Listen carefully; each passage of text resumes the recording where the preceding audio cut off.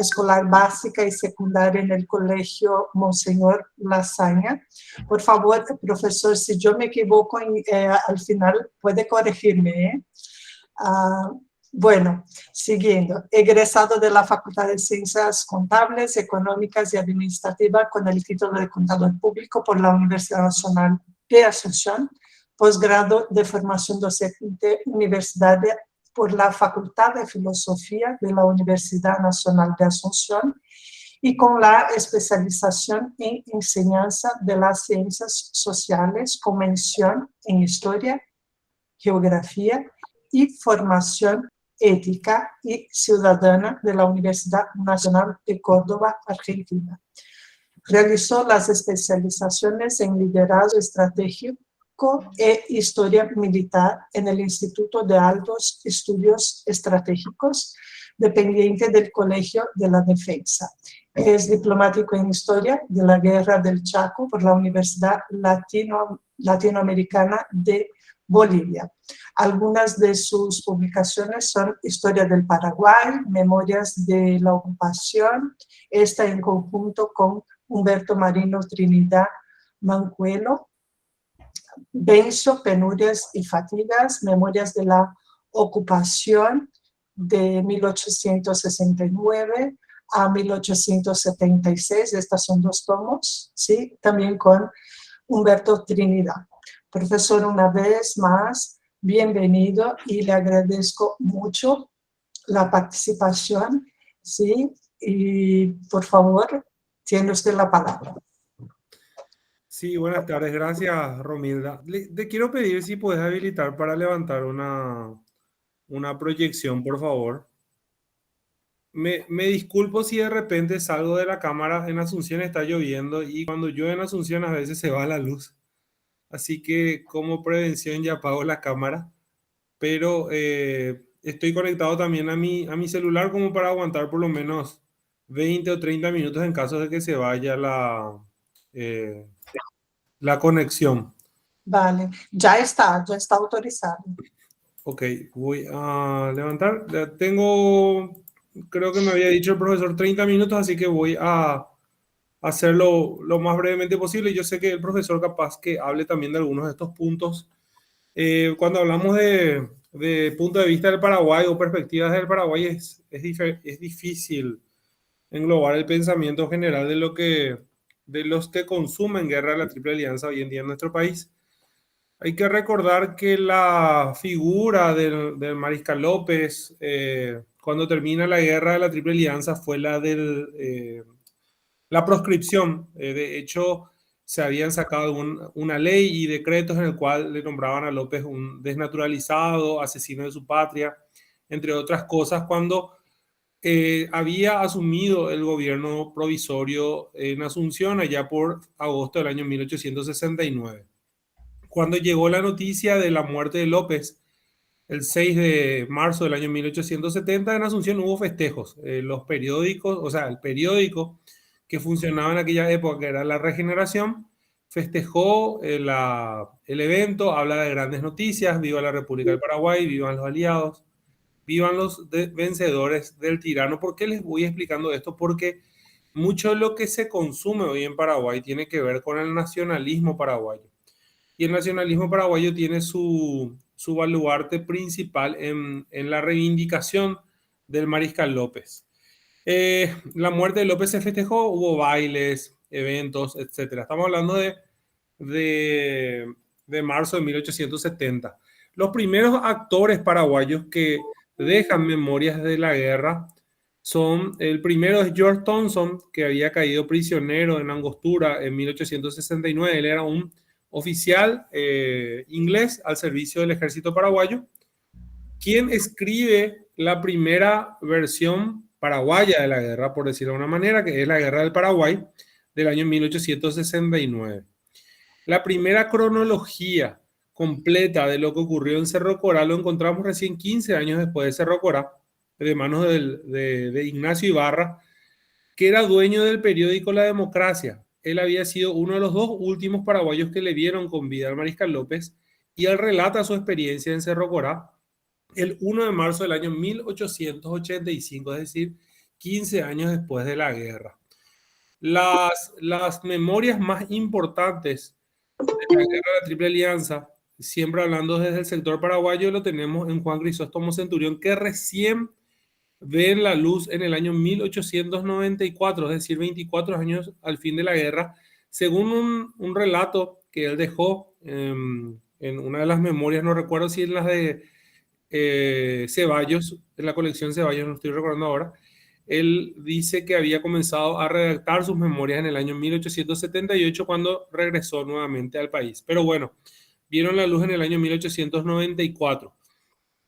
Y un año después, por una editorial argentina, sale los datos históricos de la guerra del Paraguay con la Triple Alianza de Francisco Isidoro Resquín, quien fue también uno de los generales que llegó a Cerro Corá con el Mariscal López. La construcción del héroe máximo, la construcción de lo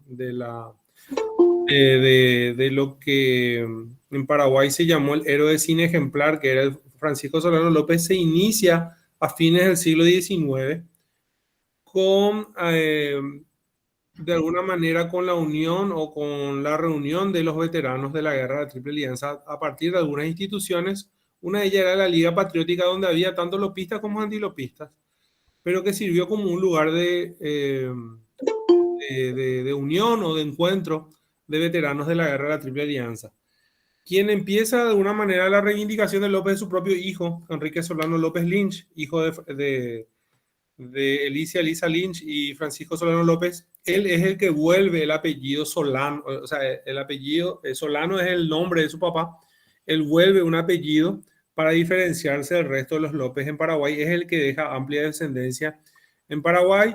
Él había hecho una bibliografía heroica de su papá que terminó chocando o colisionando con el sistema educativo paraguayo de aquella época, sobre todo en la escuela de maestros, y especialmente con su director, el argentino Francisco Tapia, que terminó eso en un duelo inclusive.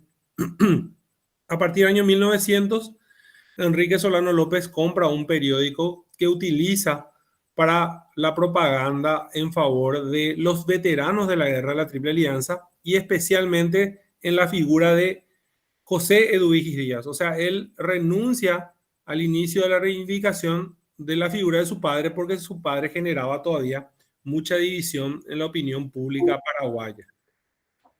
El discurso nacionalista se inicia luego de con la famosa polémica entre Juan Oleari y Cecilio Báez. Una polémica que hubo en los periódicos de la época que duró unos meses y que de alguna manera cambió la visión o la manera de contar la historia que había en Paraguay.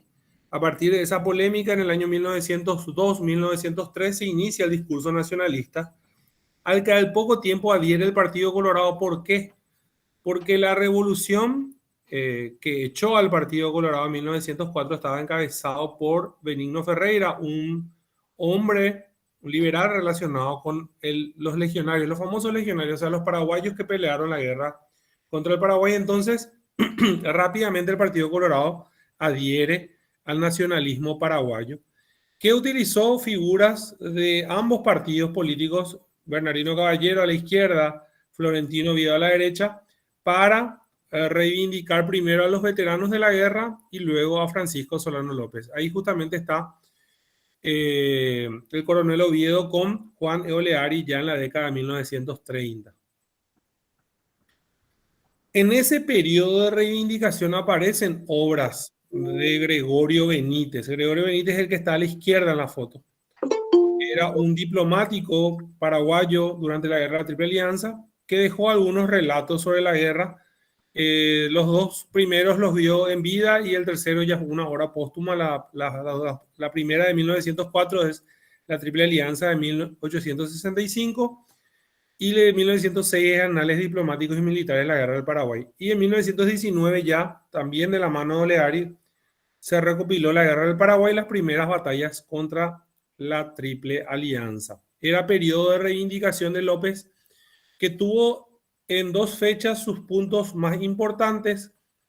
El 1 de marzo de 1920, 50 años de Cerro Corá, donde había todavía una división en cuanto a su figura en los periódicos de la época, y en el año 1926, el 27 de julio del año 24 de julio del año 1926, cuando se conmemoraba el centenario del Mariscal López, es que podemos hablar de no una reivindicación completa, pero sí ante la sociedad paraguaya y a través de la mayoría de los medios de prensa, y ellos lo trataban como héroe al mariscal. Alguien tiene abierto su micrófono, si por favor lo puede poner en silencio. Muchas gracias.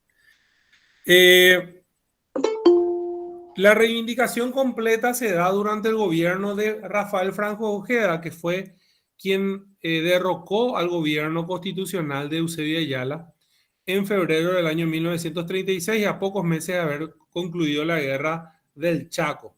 Y él hace toma tres decisiones fundamentales con respecto a la figura del Mariscal López. Uno, lo declara héroe máximo sin ejemplar, que es una ley que hasta ahora sigue en vigencia.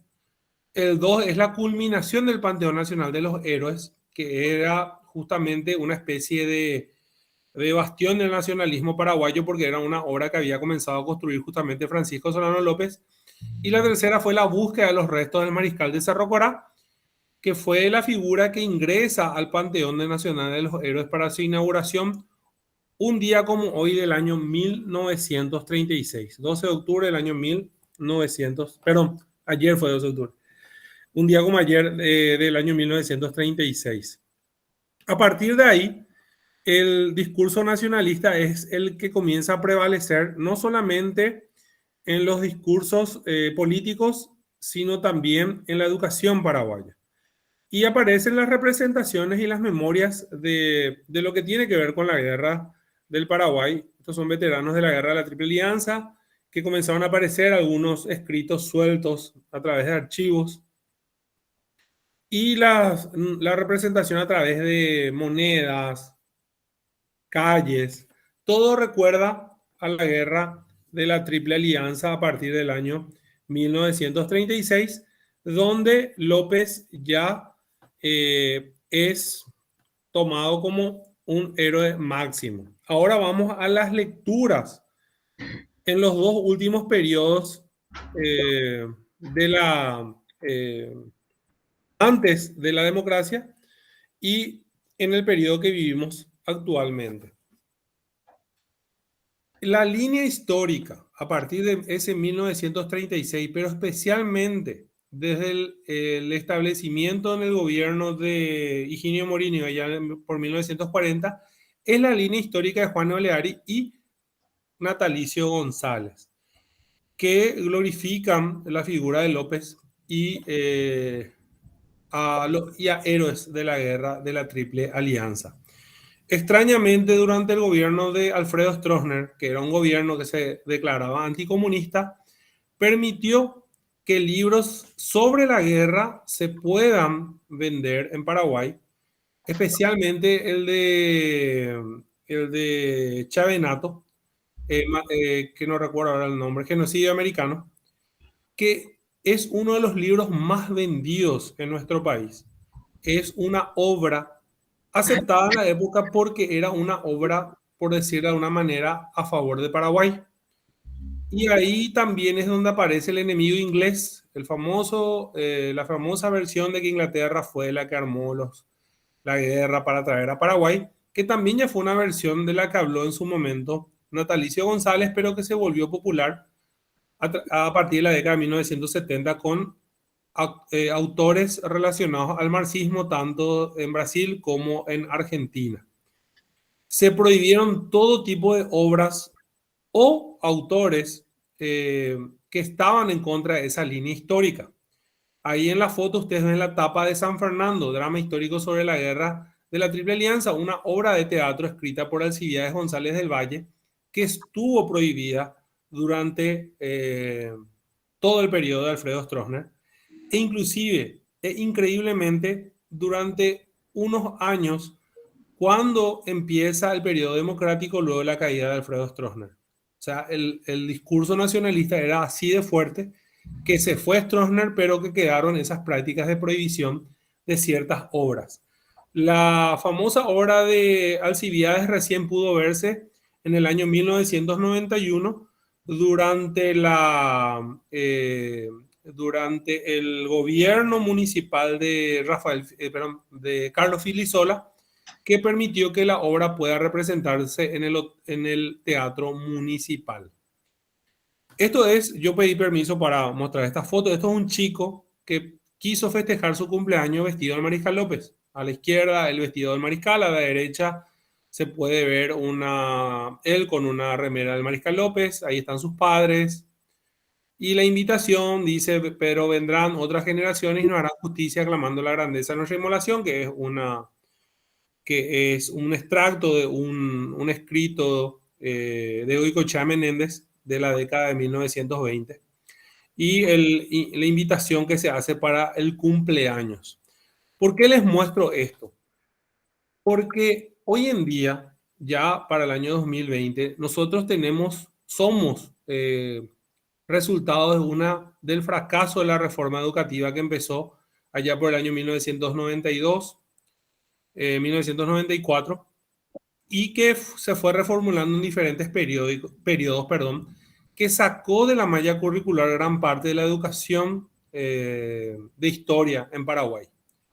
Entonces, lo que hoy pasa es que un chico de 20, 25 años, vos les preguntás quién es el Mariscal López y te dice que un shopping o un club de fútbol o cualquier personaje histórico. Yo hablo del Mariscal López porque en esta exposición estamos hablando de la guerra de la Triple Alianza.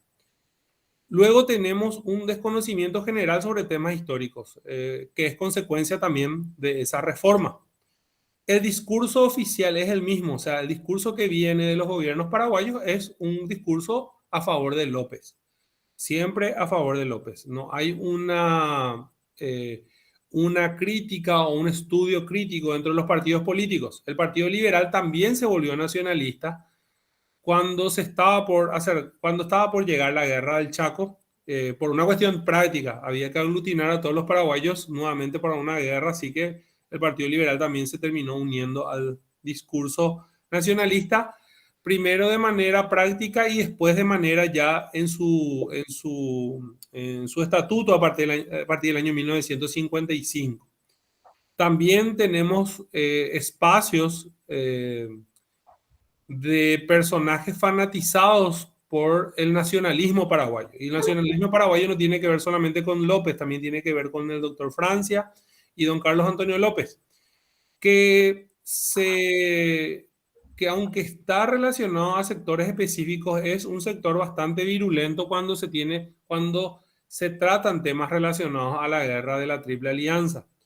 Y muy contradictoriamente a ese discurso fanático está la situación de nuestros sitios históricos relacionados a la guerra de la Triple Alianza, que muchas veces están completamente abandonados u olvidados. No son partes, esos sitios no son partes de las memorias locales de los lugares donde están hoy en día.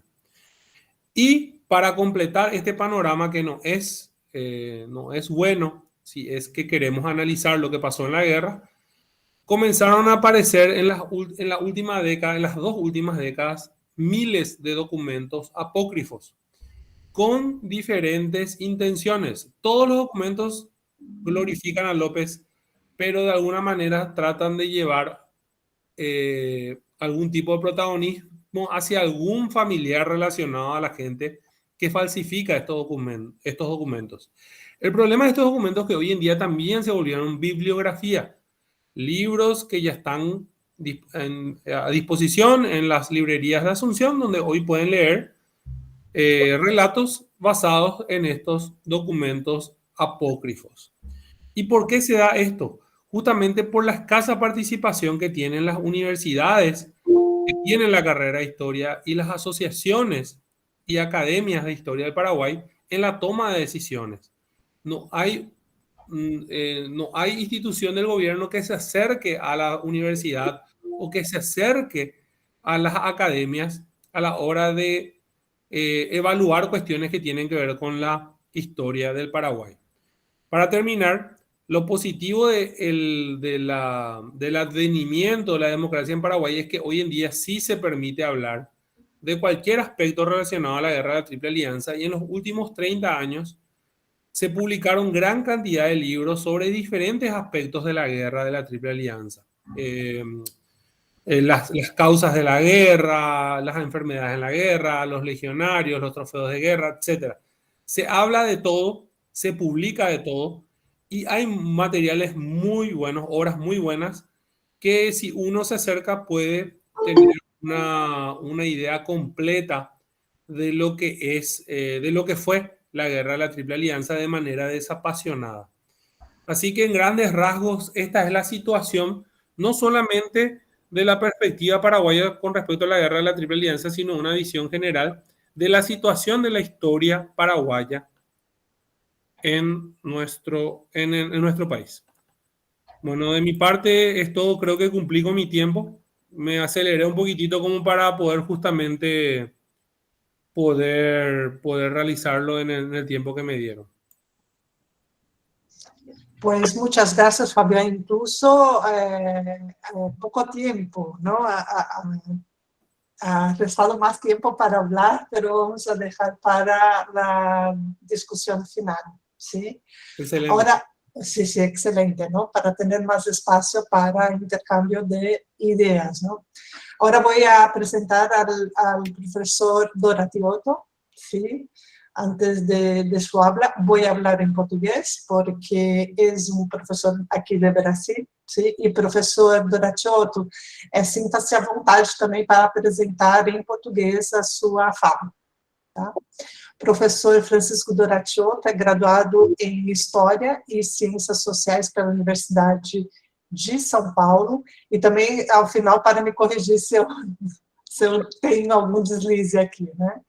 Pós-graduado, mestrado e doutorado pela Universidade de Brasília, ele desenvolve pesquisa sobre história das relações internacionais do Brasil, com ênfase nas relações com os países da América Meridional, história do Rio da Prata e com história militar do Brasil. É membro correspondente do Instituto História e Geografia Brasileiro, da Academia Paraguaia de la Historia, da Academia Nacional de la Historia Argentina e do Instituto de Geografia e História Militar do Brasil.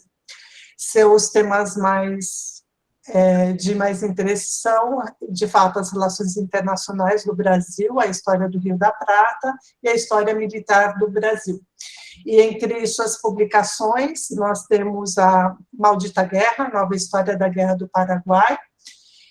Eu não sei se voltou a ser publicado, professor, porque estava esgotado, o senhor já vai falar isso para a gente, né? E também relações Brasil-Paraguai, afastamento, tensões e reaproximações de 1889 a 1954. Agora eu dou a palavra ao professor Doratioto. Muito obrigada uma vez mais, professor.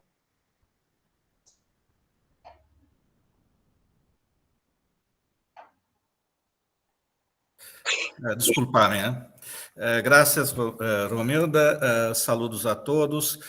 Nosotros no combinamos cuál era el idioma a hablar, porque yo me imaginaba que tal vez fuera el portugués porque la gente del curso son brasileños, ¿o no? Sim, a maioria é brasileiros, né, mas também está aberto ao público paraguaio. Então, a gente tem feito sessões em português e sessões em espanhol. Y bueno, yo puedo hacer casi una ofensa a los colegas paraguayos y hablar en portuñol, porque es siempre un atentado al idioma castelhano, ¿no? Mi portuñol es terrible y ahora todavía, más todavía, porque hace un rato que no hablo en español. O puedo hablar en portugués, ¿qué te parece mejor? Mejor em português. Em português, ok. Bom, então, é um desafio grande falar depois do professor Chamorro, depois da brilhante exposição em que ele conseguiu sintetizar eventos, a questão central ideológica decorrente, em parte, da Guerra do Paraguai, que é o nacionalismo, e ainda fez uma síntese historiográfica da situação do estudo da Guerra do Paraguai. Então, realmente, é um grande desafio. Olha, eu vou me concentrar na proposta que eu recebi por e-mail, que era de buscar desconstruir estereótipos e, ao mesmo tempo, buscar estabelecer laços de identidade entre Paraguai e Brasil a partir da Guerra do Paraguai. Então, eu gostaria de fazer assim uma apresentação em 3 momentos. O primeiro momento seria o pré-guerra, o segundo momento seria as impressões durante a guerra no Brasil, e, em terceiro lugar, o que veio após a guerra, até, se o tempo alcançar, até 1941, até Vargas e Morínigo, no Paraguai, quando existe uma aproximação que repercute até hoje, que persiste até hoje, né? Então, eu gostaria de começar dizendo o seguinte, que antes da Guerra do Paraguai, já havia relações Brasil-Paraguai. Desde o reconhecimento da independência do Paraguai pelo Brasil, em 1844, o Brasil foi o primeiro país a fazer esse reconhecimento oficial, né, até 1864. De 1844, do reconhecimento da independência, até 1852, as relações do Brasil com o Paraguai foram muito cordiais, porque predominou um interesse comum. E o interesse comum era que, tanto para o Brasil, para o Império do Brasil, quanto para o Paraguai, havia um inimigo comum. E esse inimigo comum era o ditador de Buenos Aires, Rosas. Rosas não havia, Buenos Aires não havia reconhecido a independência do Paraguai, e só vai reconhecer a independência do Paraguai em 1852, exatamente com a queda de Rosas do poder, né? E aqui já tenho que estabelecer, para ficar clara essa exposição, qual era o objetivo do Império do Brasil na região do Rio da Prata nesse momento, né? A partir de 1848, 44 a 48, foi construída a política brasileira para o Rio da Prata. E a política brasileira para o Rio da Prata vai ser uma política de contenção de Buenos Aires. A interpretação da elite do Império do Brasil era que a Argentina, Rosas, queria reconstruir o Rio da Prata, o território do Rio da Prata, sob a liderança de Buenos Aires numa forma de república. Ou seja, Uruguai, Paraguai, o antigo Alto Peru, a Bolívia, voltariam a ser pertencentes à Confederação, parte integrante da Confederação Argentina. E isso não interessava ao Império do Brasil. Não interessava por 2 motivos. O primeiro motivo é que uma das preocupações, uma grande preocupação da elite imperial brasileira, dos governantes do Brasil, era em manter a unidade territorial. E os 2 pontos mais débeis, mais fracos para manter essa unidade eram o Rio Grande do Sul e o Mato Grosso. O Mato Grosso porque estava muito distante do Rio de Janeiro e, por terra, era uma região praticamente inalcançável, devido às florestas, à distância, aos rios, etc. Não havia como se transportar cargas através de carroças, cavalos, entre o Rio de Janeiro e o Mato Grosso na época. Então, para se alcançar Mato Grosso de uma forma que pudesse transportar carga, mercadorias, transporte rápido, relativamente rápido, né, para a época, era necessária a livre navegação do rio Paraná, Paraguai, até se chegar ao Mato Grosso. Ora, na perspectiva da elite imperial, se houvesse um país só, a Argentina, incorporando o Uruguai e o Paraguai, essa comunicação fluvial seria muito difícil ou muito arriscada, porque para se chegar a Mato Grosso haveria que ter autorização de Buenos Aires. E Buenos Aires, Rosas era visto como um inimigo pela elite do Império. Então, as independências do Uruguai e do Paraguai eram fundamentais para a diplomacia do Império na época. E essa política de contenção da Argentina, primeiro foi da cidade, da província de Buenos Aires, e depois, após a guerra da Tríplice Aliança, passou a ser a contenção da República Argentina.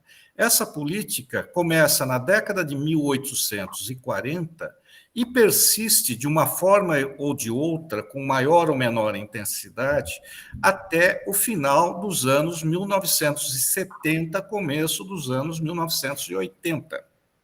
Então, é uma política profunda na história da política externa do Brasil. Então, esse era um motivo de se evitar de se conter Buenos Aires. E o outro motivo de se conter Buenos Aires, de evitar que se reconstruísse a unidade do antigo vice-reino no Rio da Prata, era a questão da manutenção do regime monárquico de governo no Brasil. Quer dizer, na década de 1840, recém o Brasil tinha saído das guerras civis, das guerras internas, de tentativa de secessão da década de 1830. Então, a Farroupilha durou até 1844, por exemplo. Então, o Rio Grande do Sul, as ideias republicanas ainda estavam presentes. Para a elite imperial brasileira, um país, uma república ao sul do Brasil, que fosse bem-sucedida e que mostrasse que o regime republicano era superior ao regime monárquico, era também uma ameaça, vamos dizer assim, ideológica.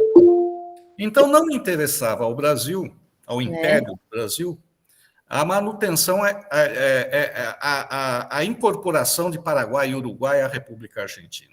Daí que o objetivo da diplomacia do Império vai ser de manter as independências de Uruguai e Paraguai em relação à Argentina.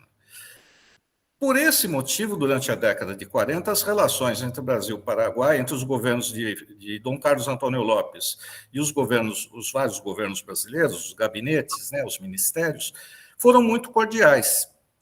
No entanto, a partir de 1852, quando Rosas foi derrubado do poder na Argentina, como resultado de uma aliança entre o Partido Colorado Uruguaio, a oposição a Rosas dentro da Argentina, liderada pelo líder da província de Entre Rios, Urquiza, e pelo Império do Brasil, Rosas é derrubado e deixa de existir o inimigo comum. Então, na década de 1850, até a morte de Dom Carlos Antônio Lopes, em 1852, as relações foram ambíguas. Por quê? Porque existia uma questão não resolvida, que era a questão de fronteira, que o Paraguai não tinha resolvido, e os países da América do Sul, na realidade, não só o Paraguai, qualquer país da América do Sul não tinha ainda definido as fronteiras como nós conhecemos hoje, pelo direito internacional, com os marcos.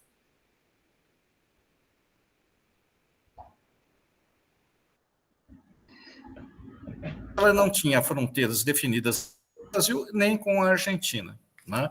E no caso do Brasil especificamente, quer dizer, o Império do Brasil reivindicava a fronteira no Rio Apa, onde está hoje, o governo Dom Carlos Antônio Lopes reivindicava no Rio Branco, né, que seria parte do Mato Grosso do Sul hoje, e Dom Carlos procurou, em alguns momentos, condicionar a livre navegação do Rio Paraguai, a passagem dos navios vindos do Rio de Janeiro e indo até Mato Grosso, procurou condicionar a uma definição da fronteira em favor do Paraguai. Então, houve momentos de tensão e houve momentos também de distensão. Mas a década de 50 foi uma década ambígua e, aliás, é uma boa síntese, né, da ação de Dom Carlos Antônio Lopes. Ele foi, dos governantes pré-64, 65, ele foi aquele que foi mais pragmático. Ele soube defender os interesses do Paraguai, no seu limite, sem confrontar com a Argentina e sem confrontar com o Império do Brasil. Ou seja, eles faziam uma diplomacia de tentar concessões e, ao mesmo tempo, evitar um confronto direto quando havia a posição geográfica do Paraguai, entre outras características, colocavam o Paraguai numa posição militarmente muito vulnerável. Então, esse período vai até 1862, e em 62 morre Dom Carlos Antônio Lopes. Eu não vou falar das origens da guerra, porque é um tema complexo, né? E poderíamos passar, na verdade, dias falando sobre esse tema, porque é tema, inclusive, de cursos, né, dedicados somente sobre a origem da guerra em si, né? Mas eu só, para fazer um pouquinho de historiografia, como o professor Chamorro fez, eu gostaria de dizer que no meio acadêmico brasileiro hoje não existe, praticamente inexistente, vamos dizer, uma interpretação imperialista da Guerra do Paraguai, aquela tradicional interpretação de que o Paraguai, que Brasil e Argentina foram instrumentos do imperialismo inglês para destruir uma experiência de desenvolvimento autônoma, vamos dizer assim, capitalista autônoma, que seria o modelo paraguaio. E essa explicação, há muito tempo, por diferentes autores, ela foi contestada, e hoje em dia, no Brasil, e não só no Brasil, nos Estados Unidos, no próprio Paraguai, na Argentina, né, parece haver uma grande concordância de que as causas da guerra são causas, os fatores que levaram à guerra são fatores da realidade histórica em que nós vivíamos. Né? Não que interesses externos estejam totalmente ausentes, por exemplo, de comerciantes, banqueiros, mas quer dizer o seguinte: os fatores principais foram fatores das nossas histórias nacionais. Mas o que me interessa aqui, seguindo a orientação do convite, né, é pensar em desconstruir estereótipos e estabelecer laços de identidade. Então, durante a guerra, quer dizer, a guerra foi uma guerra totalmente diferente para os padrões da época na região, né? Aliás, na região só não, no mundo, né? Se nós pensarmos uma guerra que durou quase 5 anos, quer dizer, qual guerra no século XIX teve as características que teve a Guerra da Tríplice Aliança ou a Guerra do Paraguai? Quer dizer, a Guerra Civil Norte-Americana é a única antecessora, porque se utiliza novas tecnologias, guerra de trincheira, que é uma novidade, armamento raiado, canhões com cano raiado, fuzis com cano raiado, balões de observação, navios encouraçados. Então, foi uma guerra totalmente, em termos tecnológicos, já era uma novidade. E para a região, que estava acostumada às guerras tradicionais, que eram pequenas, duravam meses, às vezes semanas, em que uma grande batalha resolvia a guerra, essa guerra durou tecnicamente, de dezembro de 1864 a 1º de março de 1870. Né? Então, nesse período da guerra, no Brasil, o que eu posso falar, ou o que se pode falar, dessa questão do estereótipo e do laço de identidade, né? Assim,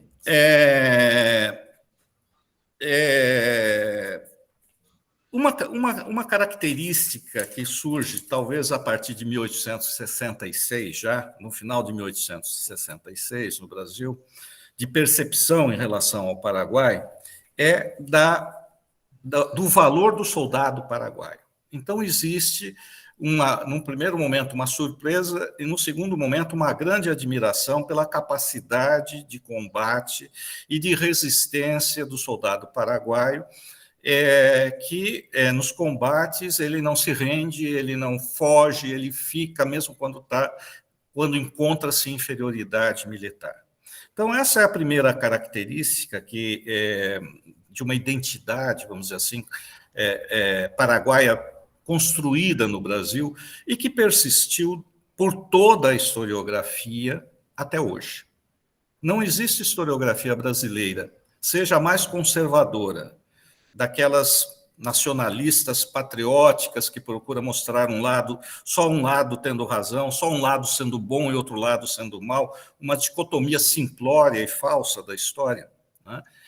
Mesmo essa historiografia, nenhum livro dessa historiografia, e muito menos da historiografia profissional, da segunda metade do século XX para frente, colocou em questão a valentia e dedicação do soldado paraguaio. Essa é a primeira característica. A segunda característica, durante a guerra, né, quer dizer, antes da guerra, o Paraguai era um país pouco conhecido no Rio de Janeiro, né, pouco conhecido pela imprensa. Era visto como aquele país isolado no coração do continente, meio misterioso, né, porque tinha passado aquele longo isolamento na época de França, e com a guerra passa-se a se interessar pelo Paraguai e a figura de Francisco Solano Lopes. E logo no início, como não se esperava uma guerra, não se estava preparado para uma guerra, não havia, isso documentalmente está comprovado, nenhuma tentativa, nenhum plano do Império do Brasil em 64, 65, em se fazer a guerra ao Paraguai, até porque a política externa do Brasil não era uma aliança com Buenos Aires, era o contrário, era para conter Buenos Aires, evitar que Buenos Aires se tornasse forte na região. Não havia nenhum plano, né, de fazer uma guerra. Então, a guerra, na opinião pública do Rio de Janeiro, e a gente vê isso pela imprensa, pelos jornais da época, foi tomada como uma surpresa e como sendo fruto de uma agressão gratuita. Eu estou falando da impressão que se tinha no Rio de Janeiro. Não estou falando que seja a minha interpretação dos fatos. Muito bem. Então, essa interpretação levou a imagem de Solano Lopes como um tirano que oprimia o seu povo, que levou o seu povo à guerra, e durante a guerra essa imagem foi aprofundada, né? Foi aprofundada porque a guerra continuou mesmo quando não havia mais perspectiva de vitória. Então, todos que escreveram sobre a Guerra do Paraguai, ou praticamente todos, vamos colocar nesses termos, durante bom tempo, durante décadas e boa parte do século XX, colocou essa opinião sobre Solano Lopes, né? Quer dizer, o processo histórico foi personalizado. E nós sabemos que a história não é feita só por um homem. A história não foi feita só por Dom Pedro II, por Francisco Solano Lopes, por Bartolomé Mitre. Esses eram grandes homens que agiam dentro de um contexto histórico que lhes impunha limites e possibilidades. Eles não fizeram o que queriam. Eles fizeram, em parte, o que queriam, mas, em parte, eles fizeram o que podiam fazer. Então, essa personalização do processo histórico, ele é parcialmente superado pela historiografia profissional. Quando eu digo historiografia profissional, pessoas, historiadores profissionais, não amadores, que têm como profissão, né, dar aulas de história, serem professores universitários e pesquisadores. Então, a historiografia brasileira contemporânea, existem interpretações várias, né, com ênfase maior ou menor em aspectos econômicos ou geopolíticos, mas a historiografia brasileira contemporânea não centraliza o processo histórico na figura de um homem, de Dom Pedro II, de Mitre, mas sim, ou de Solano Lopes, mas sim no processo histórico regional, lá nos anos 1860, a questão da definição dos Estados Nacionais no Paraguai, na Argentina e no Uruguai. Essa é a segunda característica. E uma característica que eu acho interessante, que começa-se a trabalhar hoje, e que resultado, uma identidade que se pode pensar como resultado da guerra, me foi falada pela primeira vez em 1995 ou 6, pelo então presidente da Academia Paraguaya de la História, Dom Manuel Peña Villamil.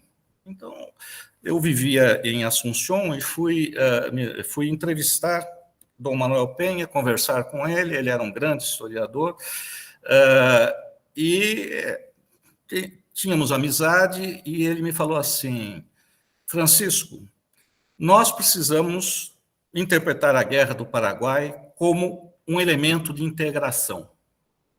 Aí eu fiquei meio surpreso, porque a Guerra do Paraguai, eu nunca pensei nela, na Guerra da Tríplice Aliança, como um instrumento de integração, mas sim como um instrumento de confronto, de conflito, e que deixou feridas, né, várias feridas, para todas as partes participantes, né?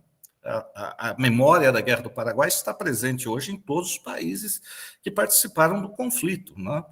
Aí eu falei assim, mas, Dom Manuel, como assim interpretar a Guerra da Tríplice Aliança como um momento de identidade regional dos nossos países? E ele me respondeu, porque é o primeiro evento histórico em que Brasil, Argentina, Uruguai e Paraguai estiveram envolvidos, todos envolvidos. Porque a independência do Rio da Prata, o Brasil era uma colônia, era um Reino Unido a Portugal, não participou. A Guerra da Independência da Cisplatina, do Uruguai, o Paraguai não participou. Enfim, aí ele foi citando a queda de Rosas, o Paraguai não participou. Então, ele foi citando vários elementos, e eu creio que isso é algo que começa-se a trabalhar pela nova geração de historiadores que o professor Chamorro citou, que existe uma enorme produção hoje sobre temas distintos, inclusive, né? Temas novos que a gente não trabalhava, a minha geração não trabalhou. Tipo assim, história das mulheres, né? História das crianças, enfim. E há uma identidade de sofrimento, há uma identidade de morte, há uma identidade de projetos históricos interrompidos pela guerra. Então, de algum modo, a guerra faz parte dos nossos países e, de algum modo, nos integra, se nós soubermos fazer a leitura das repercussões comuns que ocorreram nos países, né? Terminada a guerra após 1870, até o final do século XIX, né, o que no Brasil, né, há uma continuidade das percepções que eu falei, quanto à valentia, à coragem do soldado paraguaio, quanto à responsabilidade pessoal de Francisco Solano Lopes pela guerra, e desenvolve-se uma nova consciência, um novo aspecto em relação ao Paraguai, que é a consciência da importância geopolítica do Paraguai para o Brasil. Então, a importância geopolítica do Paraguai para o Brasil, que antes da guerra era uma consciência, vamos dizer assim, limitada à questão da livre navegação do Rio Paraguai para se chegar a Mato Grosso, a partir da Guerra de 1870, acrescenta-se a importância, a preocupação da elite política e da elite militar brasileira quanto a uma hipótese de guerra com a Argentina. Desde o século XIX até recentemente, até o processo de integração Brasil-Argentina e o Mercosul, a hipótese de guerra número 1 do exército brasileiro era que haveria uma guerra com a Argentina, né? Em algum momento haveria uma guerra contra a Argentina e que o Brasil seria o país agredido. Eu não vi nenhuma documentação, nenhum plano de agressão à Argentina. O que é interessante, abra-se um parênteses, o que é interessante porque eu pesquisei muito documentação argentina também, arquivo diplomático argentino, documentação militar, e eu nunca encontrei nos arquivos argentinos nenhum projeto de atacar o Brasil. Isso que é interessante. Na Argentina também não tinha o projeto, pelo menos a documentação que eu vi até 1930, não havia projeto de se atacar o Brasil. E no Brasil não havia projeto de se atacar a Argentina. Mas no Brasil se acreditava que a Argentina ia atacar e na Argentina se acreditava que o Brasil ia atacá-la. Ou seja, cada país construiu uma imagem do outro, o Brasil construiu uma imagem da Argentina, a Argentina construiu uma imagem do Brasil, e cada país que construiu essa imagem passou a acreditar nela. E, a partir daí, estabeleceu políticas para o Rio da Prata, políticas em relação ao Uruguai, Paraguai. Então, no caso brasileiro, no pós-guerra, a percepção da elite militar brasileira era a Argentina vai atacar o Brasil. E qual é a forma dela atacar o Brasil? Como que se pensava que ela poderia atacar o Brasil? Qual seria o ponto mais vulnerável do Brasil em termos de defesa militar? Mato Grosso.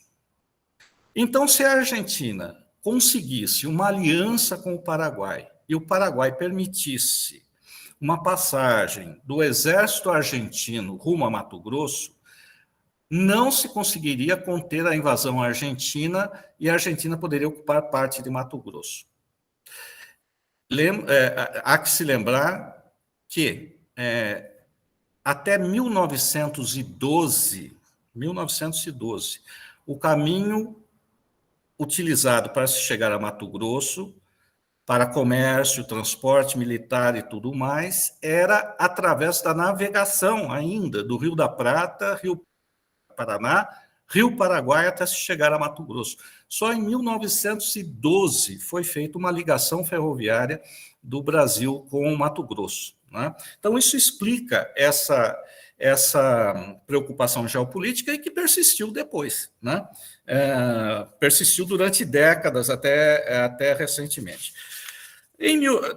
Entre 1870 e 1904, né, a diplomacia brasileira, o império que acaba em 1889, a monarquia e depois o início da República, a presença brasileira, houve a hegemonia brasileira no Paraguai. Em 1904, com a Revolução Liberal, essa ascendência brasileira no Paraguai deixou de existir.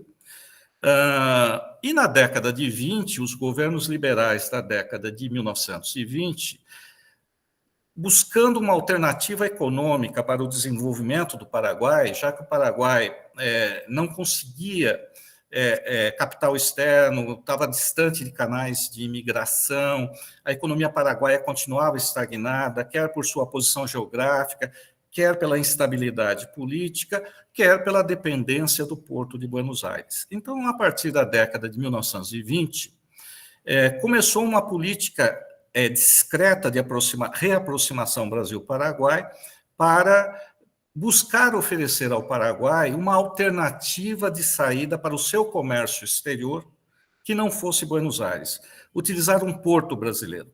No entanto, esse plano, essa aproximação estava bastante avançada no governo Eusébio Ayala, mas veio a Guerra do Chaco, essa tentativa foi interrompida e somente vai ser retomada após a Guerra do Chaco, e com o governo Getúlio Vargas, que vai se aproximando até que em 1941 o Brasil assina com o Paraguai um conjunto de tratados que oferece o Porto de Santos, né, no estado de São Paulo, como um porto franco, um porto aberto onde o Paraguai poderia exportar e importar sem pagar taxas, enfim, teria um porto franco para o seu comércio exterior. E esse acontecimento é um momento chave, né, nas relações Brasil-Paraguai, porque junto com essa questão econômica, existe uma reaproximação política, militar e cultural. Culturalmente, Brasil e Paraguai não se conheciam até a década de 1940. A partir de 1940, com a missão cultural brasileira, que foi instalada em Assunção, por exemplo, que deixou grandes repercussões, né? Por exemplo, nas artes plásticas, Lívio Abramo, né? Para dar um exemplo, né? E também porque os contatos físicos entre brasileiros e paraguaios se intensificaram. Por exemplo, foi estabelecido linha aérea regular entre Assunção e o Rio de Janeiro. Antes só tinha entre Assunção e Buenos Aires. Foram estabelecidas bolsas de estudo, né, becas, né, para estudantes paraguaios, que existe até hoje. Então, há centenas de paraguaios que se formaram em vários cursos, medicina, agronomia, etc., no Brasil, e que passaram a conhecer melhor o Brasil. E esse intercâmbio, o Brasil também passou a conhecer melhor o Paraguai. Então, eu gostaria de parar aqui na década de 1940, até porque a minha meia hora, os meus 30 minutos estão chegando ao fim. Eu acho que, enfim, podemos debater mais profundamente, responder perguntas, etc., sobre essa visão panorâmica que eu apresentei. Professor Francisco Doracioto, muito obrigada. De fato, é um grande desafio, não, para os dois historiadores, tecer tão profundo, mas os dois, desde o meu ponto de vista, conseguiram, né, profundo e, ao mesmo tempo, claro, sobre esse assunto tão rico, né. Eu vou abrir agora para quem quiser fazer perguntas, né, e considerações, e, por favor, né, não vamos cair em desqualificações, porque até agora, o presente momento, tudo correu a mil maravilhas, e não vai ser agora que vamos cair em roubadas, né, em problemas aqui nas relações entre pontos de vista, principalmente, né. Eu deixo em aberto, se alguém quiser participar. Muito bem, o professor, o embaixador é o primeiro da fila. Embaixador, pode falar. Perdón, he visto que alguien de nombre Cintia, no sé cómo se llama, olvidé su apellido, levantó antes que yo la mano. No sé si insiste ella, le cedo la palabra por ser además una dama. Pero no sé si tiene apuntado ahí el nombre de la persona que pidió antes que yo la palabra. Não tenho não, embaixador. Inclusive, não tem nenhuma Cíntia aqui. Ah, no tiene. Talvez ela tenha... O Velar, me pareció, ¿no? No tiene ningún pedido. Não. ¿No? No. Bueno, yo simplemente quería agradecerle a los dos historiadores, a Fabián y al profesor Francisco, esta intervención que siempre se expone a este tipo de pequeños incidentes, etcétera. Todo es comprensible. Yo más bien tengo una curiosidad dentro de esa parte que mencionó al historiador Peña Villamil, creo que sobre una forma de mirar, de integrar un poco, aunque sea triste nuestra historia, cómo podemos ayudar a las personas, los historiadores que quieren profundizar más hoy día los datos mediante el acceso a la documentación. ¿Cómo ve eso? ¿Cuáles son los archivos que están abiertos? Usted que conoce su propio país, profesor Doracioto, y también Fabián, que creo que siempre tiene planes de viajar hacia el Brasil. Ese intercambio un poco de acceso a las fuentes, porque siempre es interesante darle la posibilidad a los historiadores de que puedan acceder a las mayores fuentes posibles. ¿Cómo está ese ámbito, ese camino en general? ¿Está todavía cerrado? Hay algunas reivindicaciones de recuperar trofeos que yo creo que está haciendo su camino, debería resolverse alguna vez. Y también preguntarles puntualmente al profesor Doracioto si hubo parte de la documentación de la guerra que se incendió hace poco en el museo en Río de Janeiro, en particular. Sí, o en ese lugar no había nada relativo a la guerra contra la Triple Alianza. En fin, esa es mi primera pregunta. Le agradezco su consideración, su respuesta. Gracias.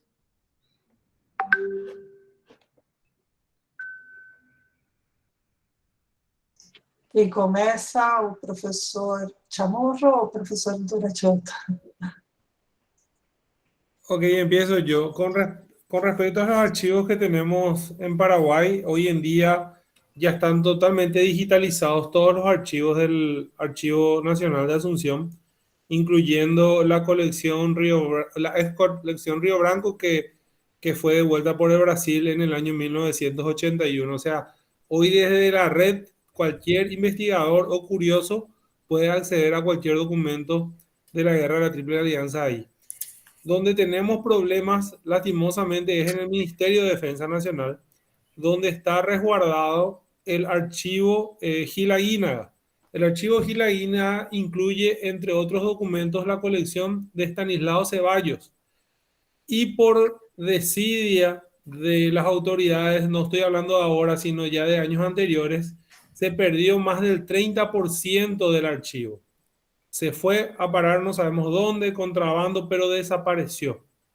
También en el archivo del Ministerio de Defensa Nacional tenemos los testimonios de todos los veteranos que a partir del año 1899 fueron a pedir pensiones por la guerra, o sea, pensiones de veteranos en Paraguay. Eso está todo en el archivo del Ministerio de Defensa Nacional, se está pudriendo, no hay ningún tipo de cuidado sobre los documentos y lastimosamente si sigue así se va a perder.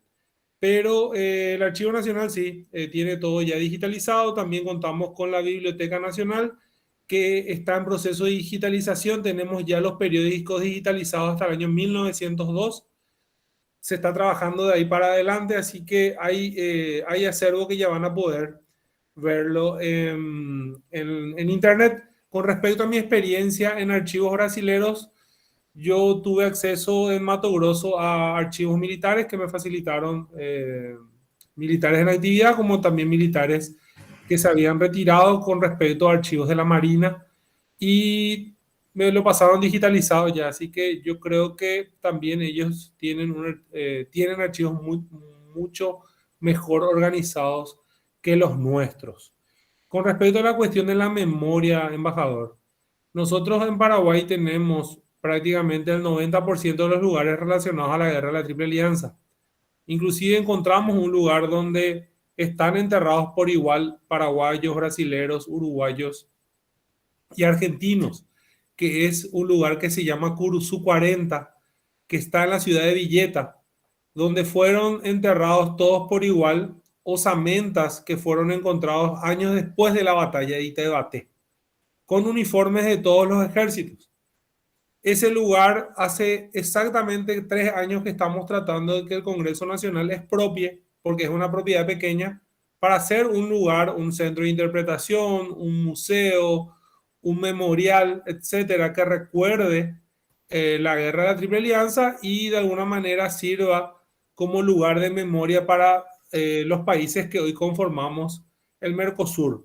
En Paraguay está todo mucho más difícil, embajador, porque hay mucha desidia por parte de autoridades nacionales, municipales, militares, etcétera. No hay un interés verdadero con respecto a cuestiones que tienen que ver con nuestra historia. Te voy a tutear, vos trabajaste conmigo en una comisión durante varios años y era una comisión que no tenía presupuesto, o sea, lo hacíamos todo a puro pulmón. Así que está difícil, en Paraguay está difícil que tanto esas documentaciones de las que hablé al principio, como los sitios de memoria, estén cuidados adecuadamente. Muchas gracias. Bueno, gracias por la pregunta. Estaba escuchando a Fabián 2 comentários. El lugar esse que estão todos inumados, ¿no? Paraguaios, brasileiros, poderia ser algo como isso que Dom Manuel Peña Villamil falou de uma perspectiva, ¿no? De uma interpretação de la guerra como uma grande tragédia comum. Sim, claro, isso não quer dizer que vamos a olvidar nossos heróis e também aqueles que não são heróis, e que há também algumas pessoas, alguns chefes militares de diferentes nacionalidades, não? Que todos nós sabemos que seu comportamento foi algo muito reprochável, mesmo por la época essa.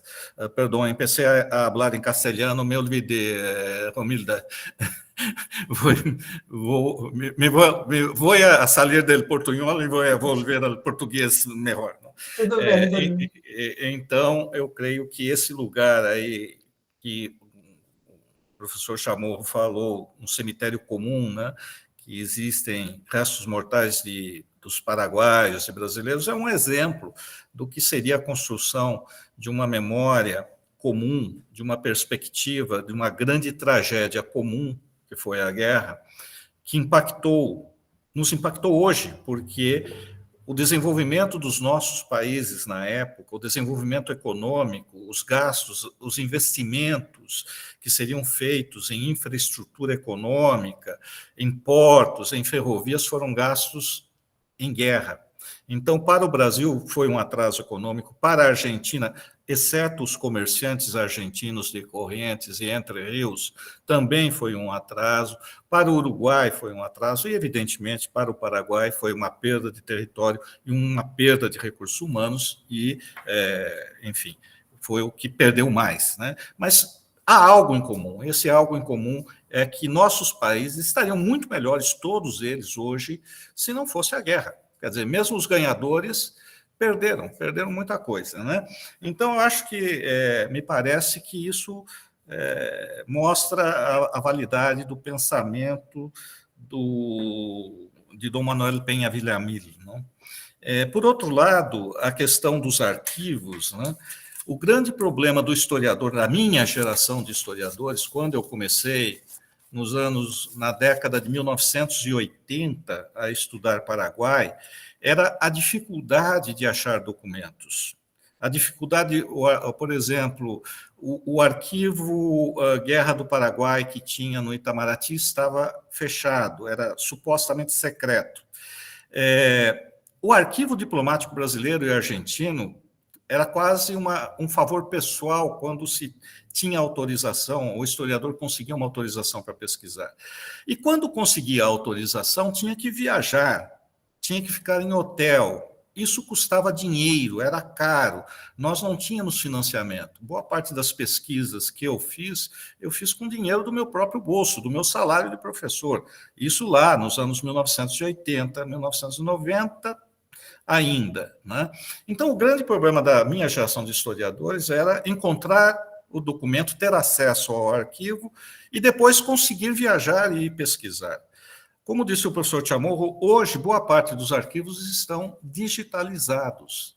Todos os arquivos estão abertos para pesquisa. Não há, faz 5 anos, por exemplo, eu estive pesquisando no arquivo diplomático paraguaio, sem nenhum problema.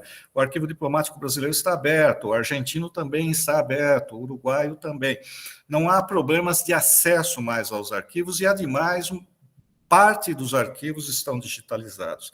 Nesse sentido, eu gostaria de responder ao embaixador Ávalos. O museu que se incendiou no Rio de Janeiro não tinha documentação referente à Guerra da Tríplice Aliança. A documentação da Guerra da Tríplice Aliança no Brasil encontra-se, a parte militar, no arquivo do Exército Brasileiro, que está aberto à pesquisa, mas não é muito bem organizado. Então, há alguma dificuldade de encontrar documentos por uma questão de classificação, de organização.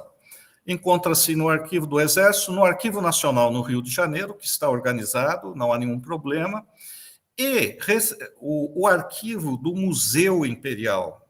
O Museu Imperial do Império do Brasil encontra-se no palácio que era da família imperial, em Petrópolis, no Rio de Janeiro. E aí existe muita documentação que já está digitalizada, disponível online, mas existe muita documentação interessante. Eu pesquisei para uma nova edição, que a Romilda falou na apresentação, eu esqueci de dizer, saiu uma terceira edição do Maldita Guerra este ano, e tem edição também em e-book, então ficou mais barato ou menos caro para a compra, né? E nessa edição eu ampliei em 80 páginas o livro.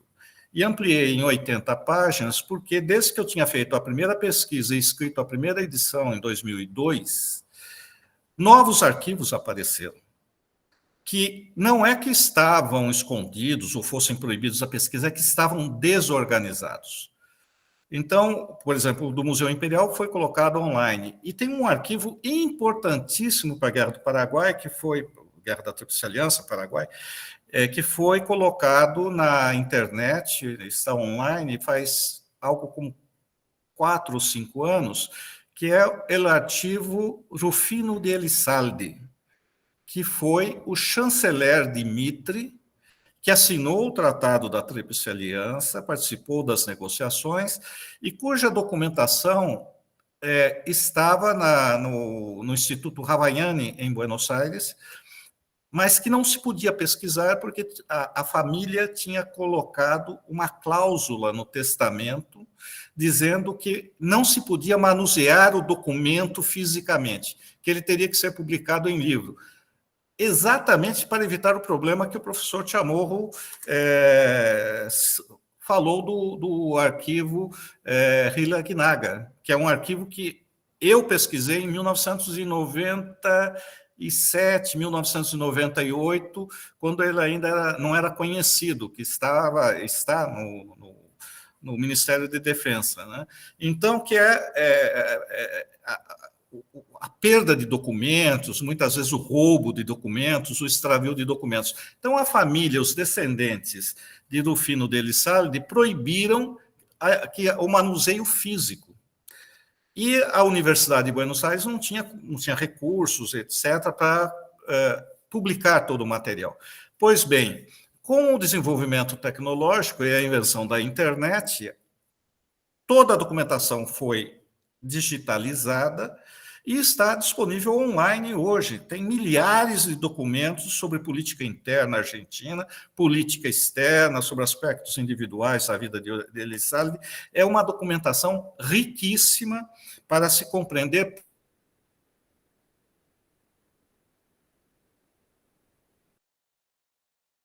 as dificuldades, etc. É uma documentação muito, muito interessante. E, por último, não existe no Brasil nenhum documento secreto sobre a Guerra do Paraguai. Em qualquer lugar que eu participo de palestra ou conferência, existe essa pergunta: e o arquivo secreto Guerra do Paraguai? Bom, no Itamaraty. E ele foi desclassificado, quer dizer, foi aberto à pesquisa do público em 1998 ou 1999. Eu vi essa documentação e muitos historiadores viram essa documentação. E esses documentos não têm nenhuma novidade. Eram documentos... tinha um tratado de química de 1872. O que um tratado de química de 1872 estava fazendo num arquivo secreto, Guerra do Paraguai, ninguém sabe. Tinha o Tratado da Tríplice Aliança, já se sabia do texto, né? De novidade que tinha, a única coisa que tinha realmente que era algo novo, eram umas 2 dezenas de cartas de Francisco Solano Lopes sobre a situação de sanidade, de saúde do Exército Paraguaio, questão de vacinas, mas não tinha nenhuma informação. Aí, quando eu falo isso, algumas pessoas falam assim: não, isso não é verdade, porque se não tivesse nada, por que era secreto? E a minha resposta é: a burocracia. Alguém, no século XIX, escreveu que era secreto, talvez porque tivesse o Tratado da Tríplice Aliança, não o original, uma cópia. E aí, o Itamaraty não tinha e não tem até hoje. O Itamaraty...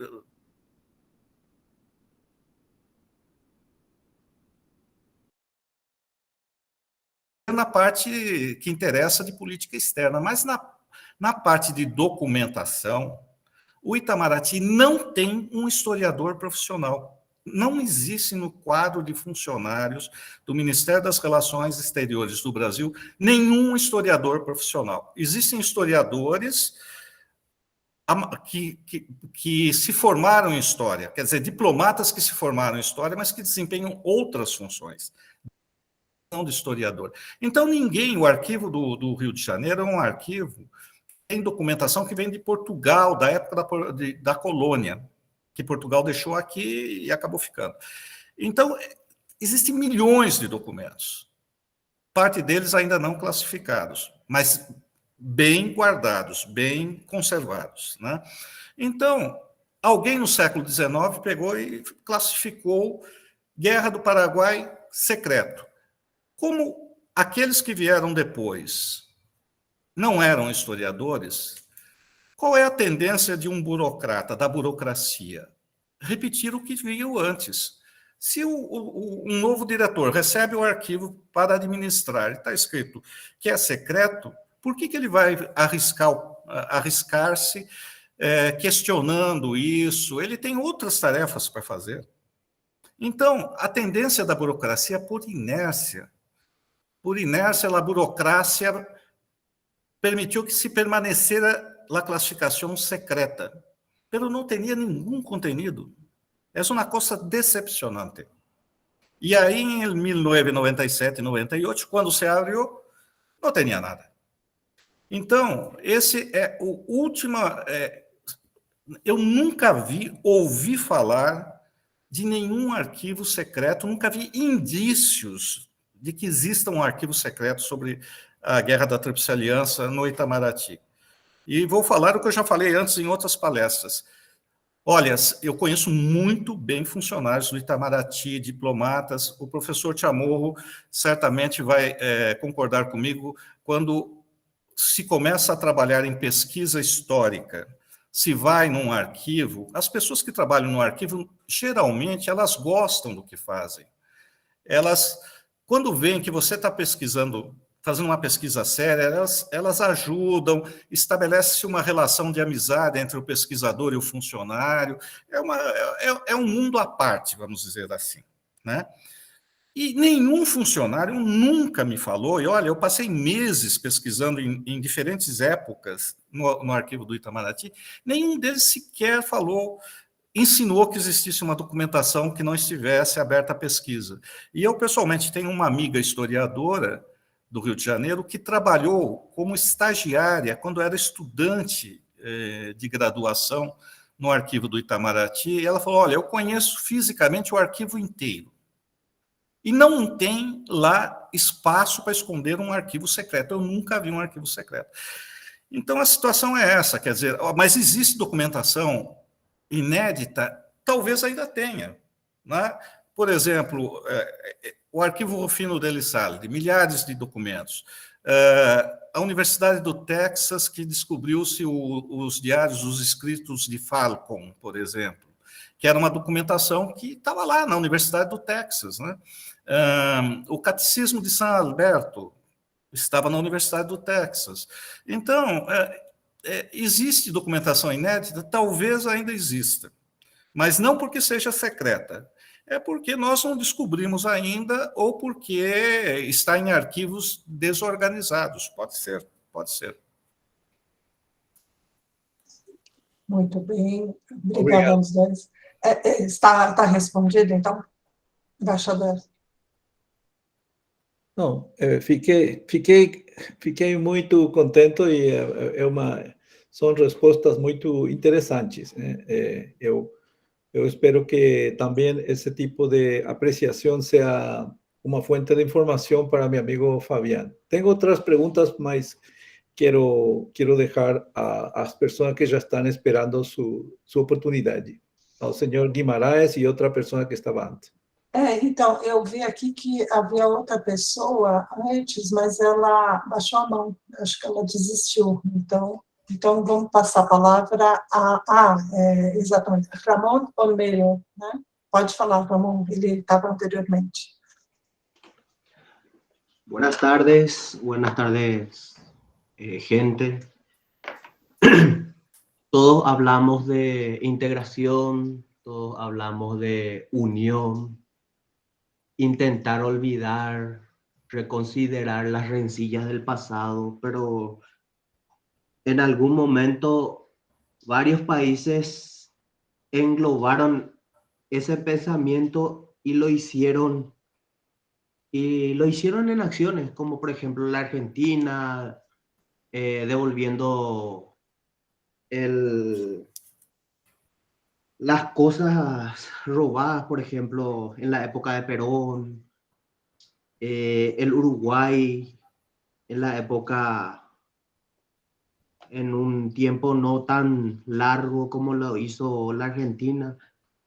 Y hay una cuenta pendiente que sigue todavía con el Brasil. Y mi pregunta va, ¿el Brasil será el mismo que hace mucho fue o seguirá siendo el imperio que siempre pregona o pregonaba? Gracias.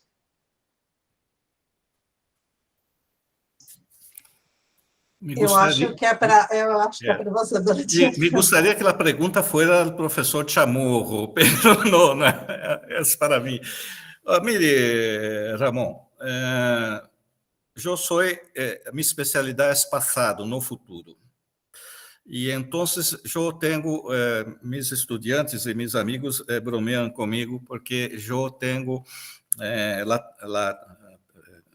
como se diz isso em castelhano, tendência, a inclinação a hacer previsões equivocadas. Então, não quisiera hacer uma previsão de que o Brasil vai ser melhor, porque não quero equivocar-me. Então, pero não sei se vai ser pior.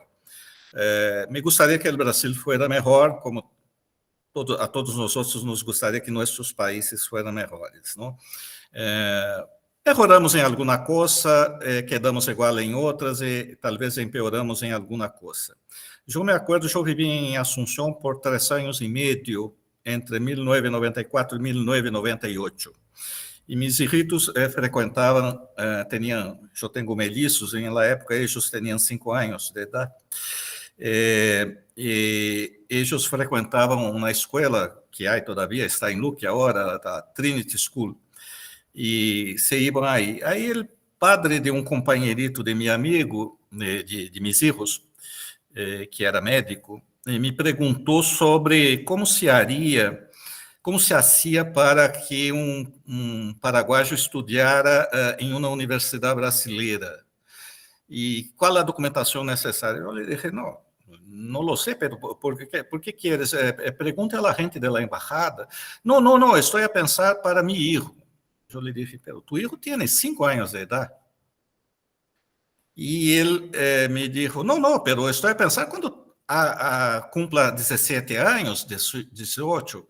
E eu lhe disse, mire, estávamos a charlar isso em 1997, 95, por aí.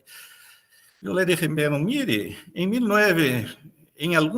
dentro de alguns anos, nossos países vão ser, o Mercosul vai ser como lo es en la época, era todavía a Comunidade Econômica Europeia, não?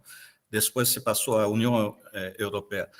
Eu lhe disse, vamos a ser praticamente uma sociedade com suas características, pero vai ter livre circulação de pessoas, de mercadorias, de ideias. Não vai ser falta um permisso para estudar em Brasil ou um brasileiro estudar em Assunção. E, bueno, e acá estamos, não? É necessário os permissos, mantenemos nossas, entre comillas, soberanias, não? E a integração não passou. Todavia sigue a ser, passou em algumas coisas, em lo econômico, talvez, pero em outras coisas não. Então, eu não tenho qualquer condição para contestar a tu pergunta com um mínimo de segurança. Eu não sei o que vai passar, pero puedo dizer-lhe o seguinte, em Brasil, o tema guerra da Tríplice Aliança, guerra do Paraguai, a la exceção de alguns sectores muito nacionalistas, muito, entre comillas, patrióticos, a interpretação que se tem da guerra é que foi algo malo e que é motivo que houve heróis nacionais, muito bem, e los hubo por os 4 países, não? Pero que não foi uma coisa que nos devemos orgulhar, não porque tenhamos feito algo equivocado ou errado, pero sim porque uma guerra não é uma coisa boa. E eu creio que me vuelvo novamente a Dom Manuel Peña Villamil há como 30 anos, ou casi 30 años a decirme aquí, eso de la integración. Creo que estamos en buen camino, porque hay grandes historiadores paraguayos hoy que están a trabajar el tema de una forma, de uma metodologia histórica, historiográfica. Temos historiadores brasileiros, argentinos, uruguaios, norte-americanos que estão a dar grande contribuição, franceses, Luque, por exemplo, Capdeville, alemães, etc. Então, creio que em el conhecimento da guerra temos um avanço e o sentido é isso de avançar em el conhecimento histórico, honesto, seguro, com bases documentadas. Em lo demás, eu não tenho condições de contestar.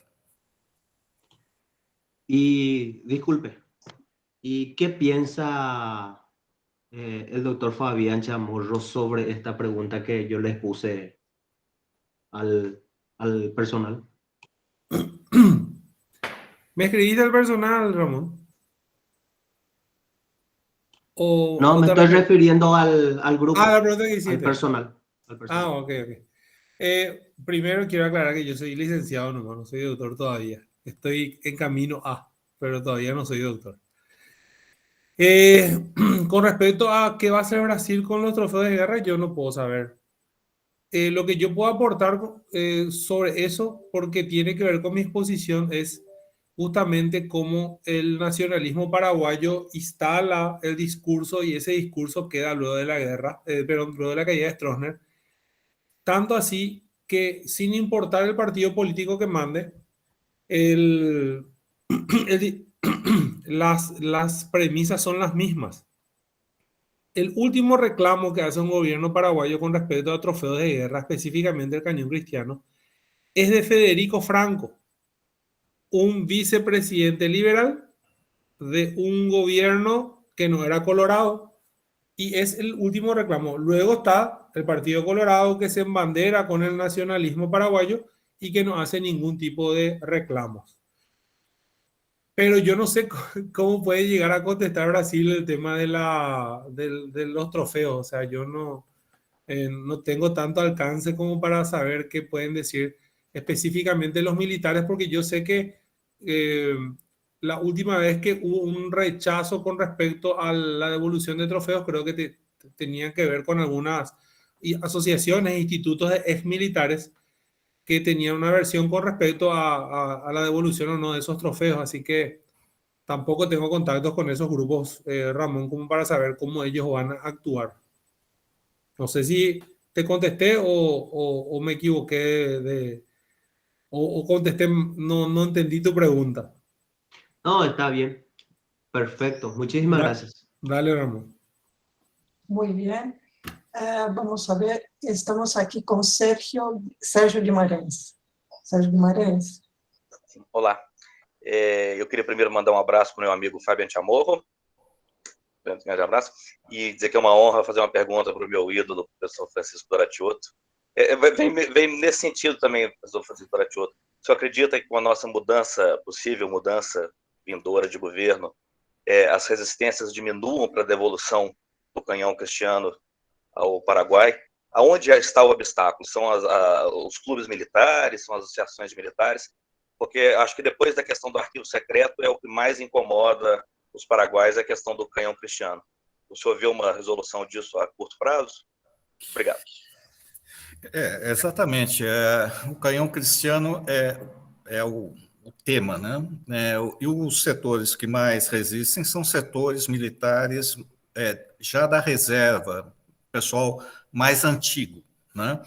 E o argumento deles, que eu já escutei, é o seguinte, quer dizer, há um argumento jurídico, né, que não é incontornável. O argumento jurídico, no Brasil, existe um patrimônio histórico nacional, que é administrado pelo Instituto, pelo IPHAN, né, pelo Instituto de Patrimônio Histórico e Arquitetônico Nacional.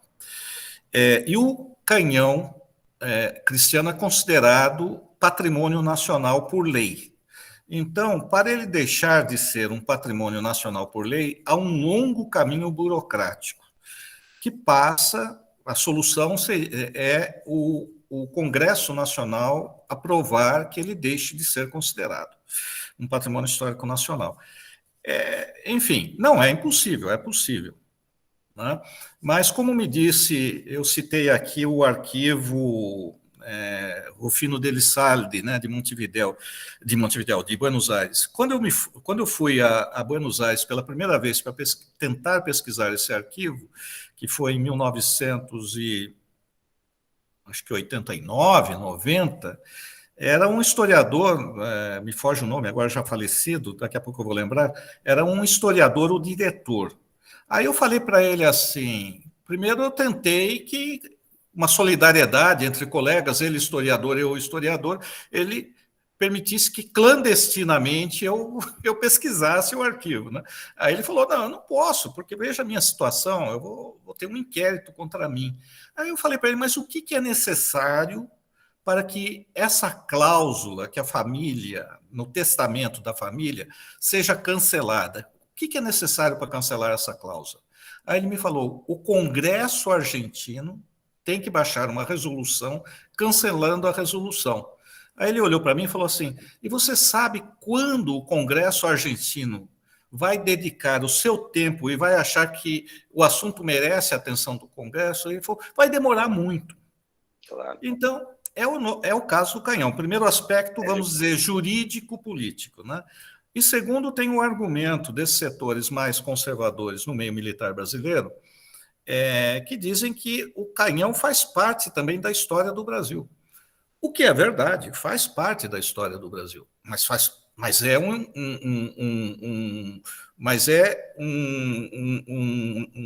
material histórico, vamos dizer assim, do Paraguai, certo? Na verdade, faz parte das nossas histórias nacionais. Mais uma vez, Dom Manuel Peña Villamil, a guerra como um momento de integração.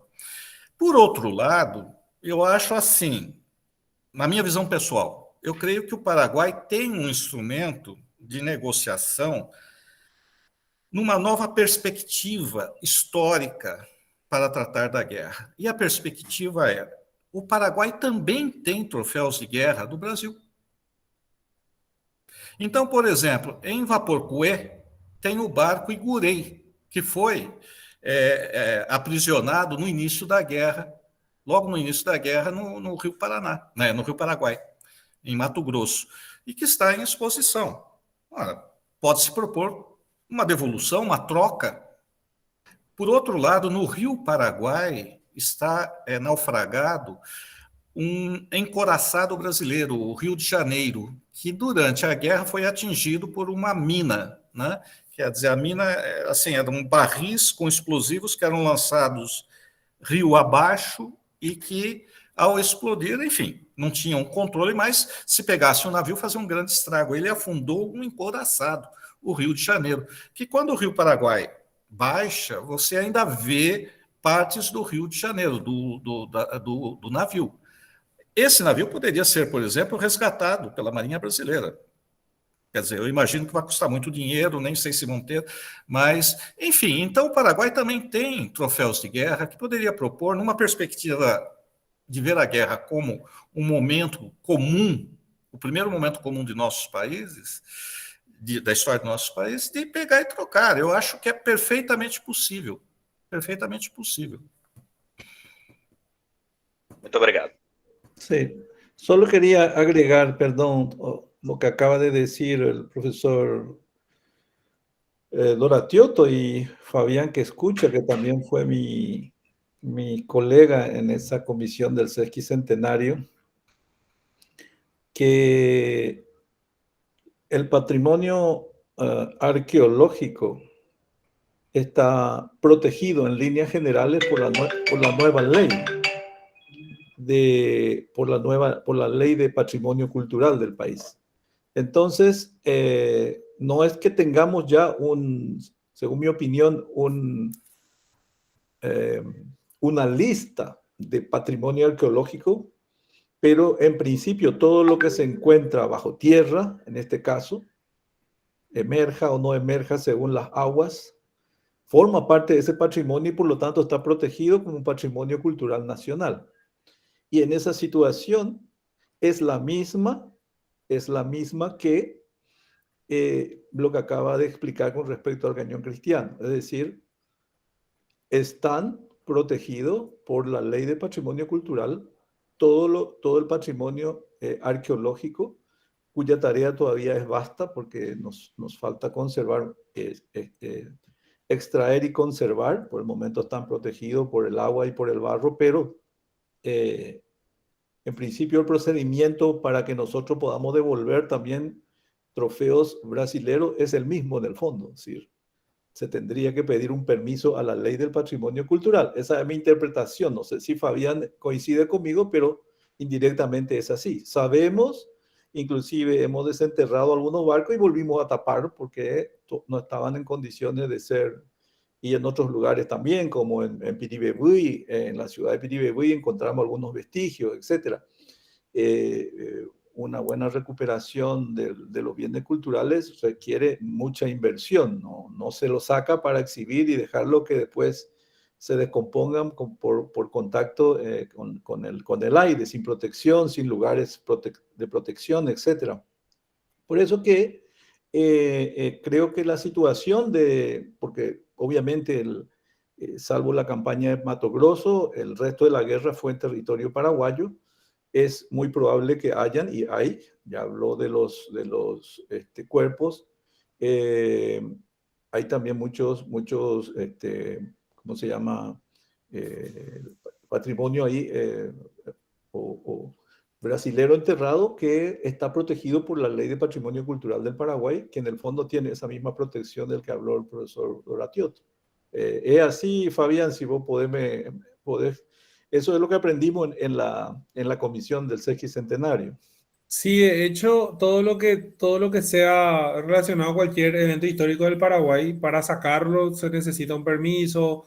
Si en este caso hay un pedido de devolución, se necesita nuevamente otro permiso. Y es burocracia, es lo que dijo el profesor. El mismo problema que tiene Brasil tiene Paraguay con respecto a la burocracia y muchas veces también la falta de interés. O sea, imagínate llevar este tipo de temas al Congreso Nacional, lo van a tratar en 1 año, 2 años con suerte. Así que tenemos el mismo inconveniente a la hora de hablar de devolución de trofeos. Como el dicho en español, las cosas de palacios van despacio.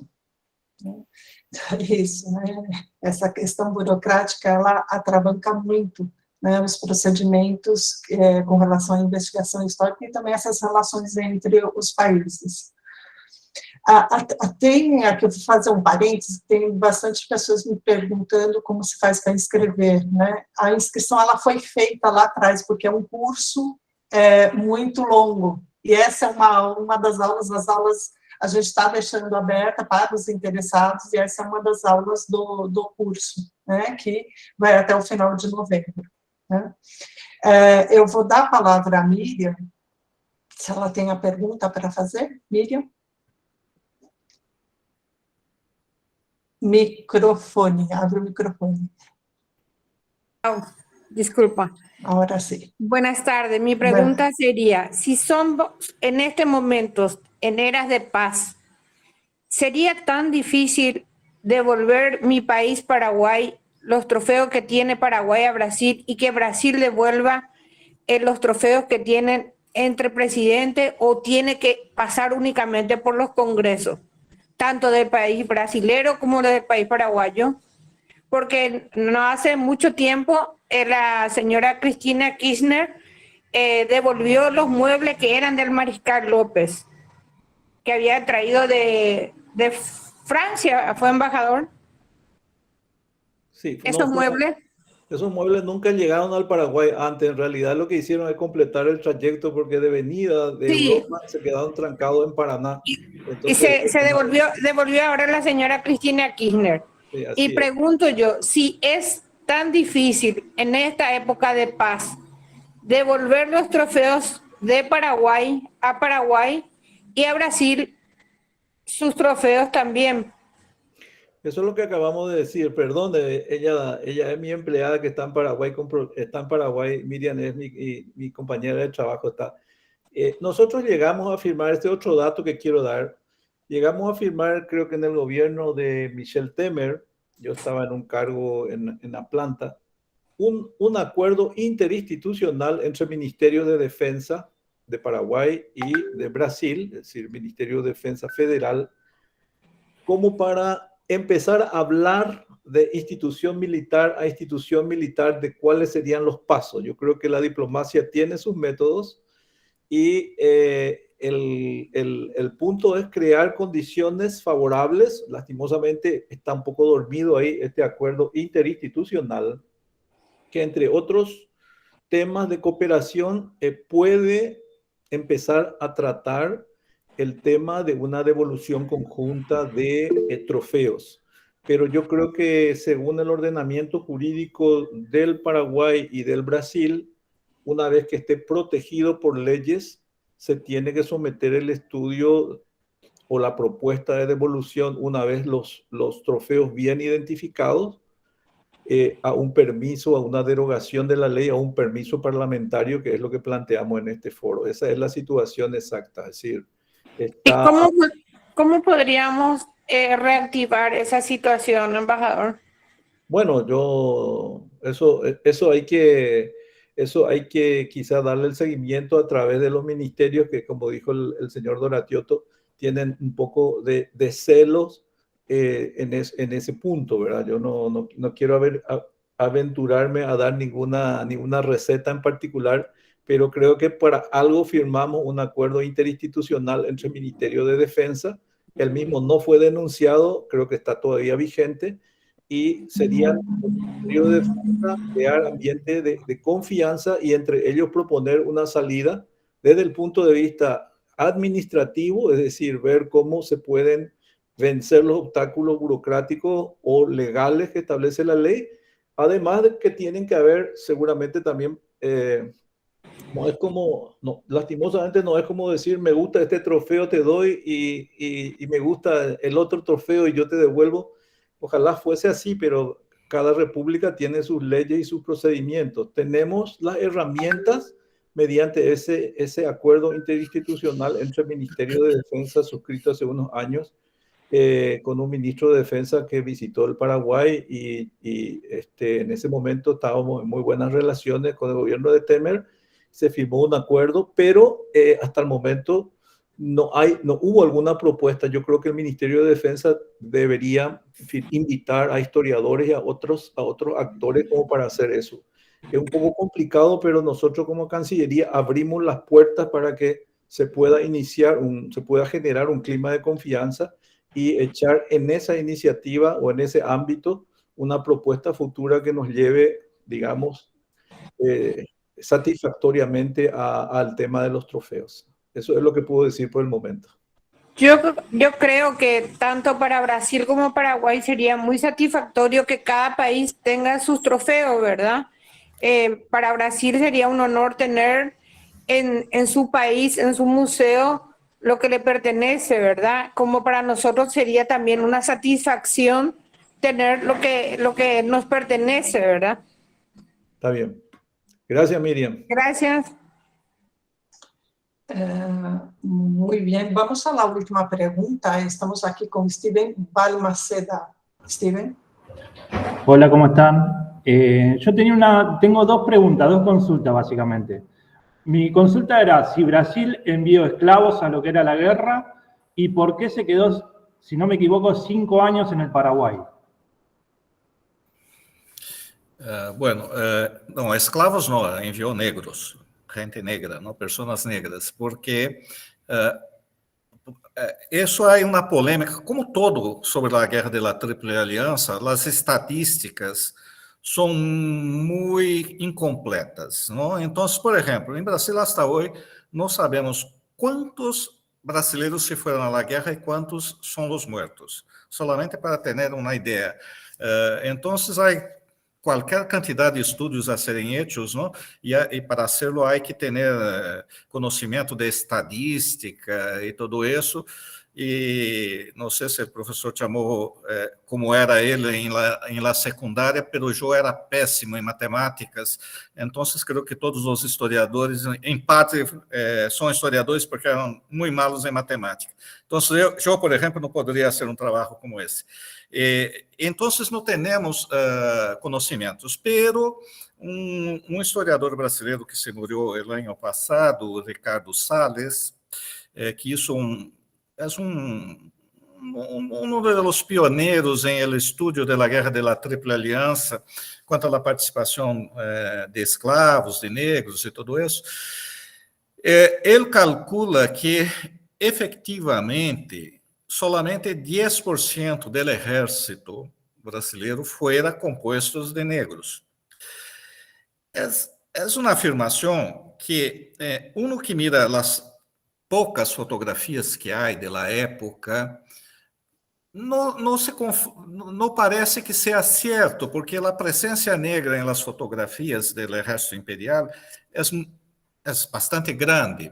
Mas o argumento dele é que os negros estavam presentes em la infanteria, e metade do exército era de la caballeria. E la caballeria, os escravos brasileiros, não podiam ter cavalos, primeiro porque isso custava caro, pero además porque eles trabalhavam em la agricultura e o cavalo era um instrumento de la élite, um instrumento militar. Então, quando se vino a guerra, não,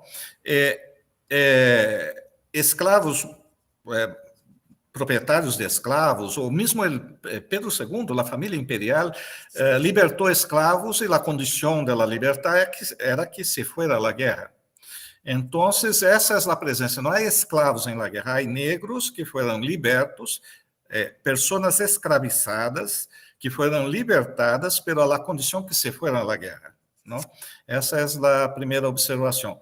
E a participação de los 5 anos, houve efetivamente uma divisão, o título oficial era a Divisão de Ocupação do Exército Imperial em Assunção. Eram como, se quedaram 5 anos, eram como 3.700, 3.800 homens. Incluso, eles tinham um cemitério em Assunção, que eu, depois, quando em minhas investigações, me fui a buscar o cemitério. Hoje é o parque... Agora não me acuerdo mais o nome, pero... Parque Carlos Antonio López. Sí, el Parque Carlos Antonio López, que é de los años 40, 1940, ¿no? E eu busquei os restos mortais. Onde estão os restos mortais de los que estavam aí? E nadie lo sabe, incluso o exército brasileiro não lo sabe, é um enigma. Se alguém lo sabe, agradeceria a informação, incluso. E por que tinha essa divisão de ocupação? Porque, por o motivo que eu falei em minha ponência, não? A independência de Paraguai era muito importante para o Império. Mire, não é porque o Império fuera bueno, por uma questão de emoção, nada disso. É por interesse. As relações entre países se dá por interesses, não? E muitas vezes, o melhor para os países é que as relações sejam boas, que é, por lo menos, minha perspectiva das relações em la Cuenca del Plata. Creio que estaremos muito melhor juntos do que a pelear-se ou cada um tomar um caminho distinto, não? Enfim, pero a élite imperial lo creía que, como o Paraguai saiu da guerra e havia essa consciência, saiu destruído, com pouca população, sem recursos, temia-se em Rio de Janeiro, havia o temor de que Paraguai se cairia bajo a Argentina, ia ser uma província argentina. Então, havia que evitar isso. Evitar como? Primeiro, não considero, se miras o Tratado de la Tríplice Aliança, não? Todo o Chaco seria, por el Tratado de la Tríplice Aliança, seria argentino. Muito bem, a diplomácia brasileira, porque a diplomácia, o governo que firmou o Tratado de la Tríplice Aliança é distinto do governo do final da guerra em Brasil, e de partidos distintos. El de 1864-65 é o Partido Liberal. El de 1868 adelante é o Partido Conservador. E o Partido Conservador é o partido que construyó la política brasileira para la Cuenca del Plata, en 1840, 44, 48, entre 44 e 48, que era exatamente de contener a influência de Buenos Aires. Então, pouca gente se dá conta, de hecho, que a guerra de la Tríplice Aliança, em las relações, em la política brasileira, em la Cuenca del Plata, é ponto distinto de todo lo demás. E a política anterior de Brasil em la Cuenca del Plata foi contener Buenos Aires. A política posterior de Brasil, entre 1870 hasta 1979, 82, 83, por aí, foi contener Buenos Aires. Então, essa aliança Rio de Janeiro-Buenos Aires em la Guerra de la Tríplice Aliança foi uma exceção.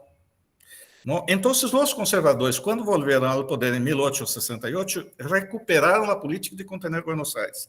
E aí, fizeram na política e aí sim, se meteram na política interna paraguaia. Então, pessoas que eles creiam, por exemplo, que eram, entre comillas, argentinistas, caíram em desgraça para sempre perante a diplomacia brasileira. Um exemplo é uma pessoa que eu tenho grande admiração histórica, incluso, que é José II de Cu. José II de Cu caiu em desgraça em 1869, se isso uma interpretação que ele era argentinista, e isso se quedou hasta seu suicídio. E a segunda política, então, uma interferência na política interna para evitar que gente que a diplomacia brasileira do Império, do Partido Conservador, considerara argentinista, chegara ao poder. E dois, apoiar a resistência paraguaia em ceder todo o Chaco. E para isso, a divisão militar de ocupação era um instrumento militar, depois que, em el caso de fracasso do nível diplomático, político. Então, é isso. Perfecto, perfecto. Entonces sería como que lo utilizó como un estado tapón para la no invasión de Argentina, básicamente. Não somente Paraguai. A visão do Império é Uruguai e Paraguai são estados tampones. Por quê? Porque aí, onde a Argentina poderia invadir o Brasil? É uma fronteira, se uno mira a fronteira terrestre Brasil-Argentina, é muito chica, de hecho. Então, é mais fácil de fazer a defesa. Perfecto, muchas gracias. Unas precisiones nada más con respecto a los años. La ocupación duró hasta el año 1876 y lo que se trató de, o sea, lo que se esperó para que Brasil desocupe Asunción fue justamente el tratado con Argentina, que fue de febrero del año 1876.